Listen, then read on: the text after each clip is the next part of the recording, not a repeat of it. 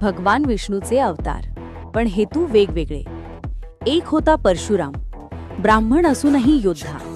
हातात परशु म्हणजे कुऱ्हाड. त्यांनी पृथ्वीवरील अन्यायी क्षत्रियांना एकदा नव्हे तर 21 वेळा पराभूत केले.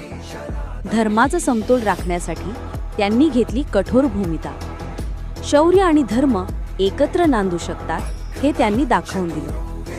आणि दुसरे होते मर्यादा पुरुषोत्तम श्रीराम, अयोध्येचा राजा, पण त्याहूनही मोठं एक आदर्श पुत्र, आदर्श भाऊ, आदर्श राजा.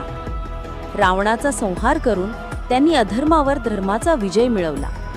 त्यांच्या आयुष्याची प्रत्येक पायरी ही कर्तव्य आणि नीतीचा आदर्श आहे. एकाने अन्यायाविरुद्ध युद्ध केलं तर दुसऱ्याने धर्म जगण्याचा मार्ग दाखवला. दोघेही विष्णूंच्या शक्तीचे प्रतीक, पण संदेश एकच: धर्म